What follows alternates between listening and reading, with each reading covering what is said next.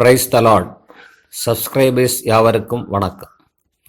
இப்பொழுது நீங்கள் பார்த்து கொண்டிருக்கும் இந்த தாவரம் ஒரு காட்டு செடியாகும். இந்த தாவரம் கொஞ்சம் அரிதாகவே காணப்படுகின்றன.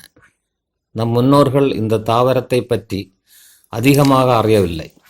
தற்பொழுதும் இந்த தாவரத்தை பற்றிய குறிப்புகள் மிகவும் குறைவாகவே உள்ளன.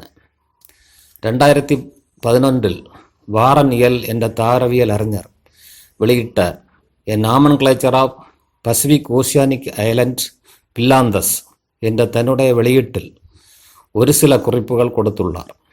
இத்தாவரத்துக்கு சாதாரண பெயர் இதுவரை கிடையாது. தெரிந்தவர்கள் கமெண்ட் பாக்ஸில் பதிவிடலாம்.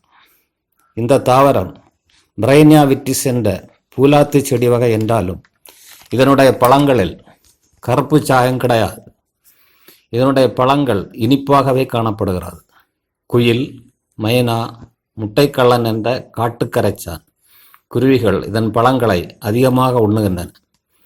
இத்தாவரத்தை சுற்றி சுற்றி அவைகள் பறந்து கொண்டிருக்கும். மனிதருக்கு விஷத்தன்மை உள்ளதா என்பது தெரியாது. எப்பிசெப்பலா என்ற பூச்சிகள் இத்தாவரத்தை சார்ந்து வாழ்கின்றன. மகரந்த சேர்க்கையும் அதன் மூலம் நடைபெறுகிறது.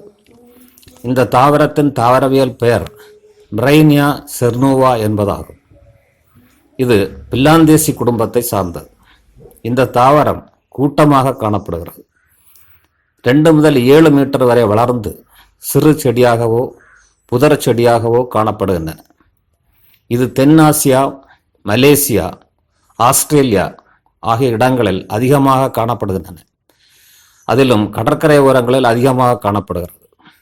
சுண்ணாம்புக்கல் உள்ள இடங்களில் அதிகமாக வளர்கின்றதாக தெரிகிறது.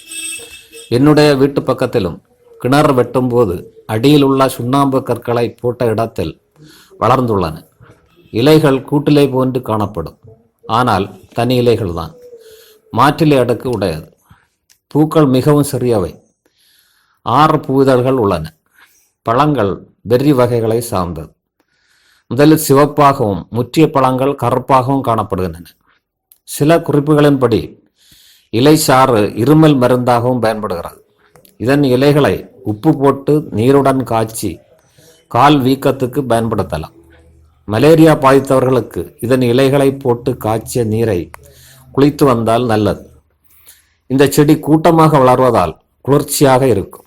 ஆதலால் பாம்புகள் வாழிடமாக மாறிவிடும்.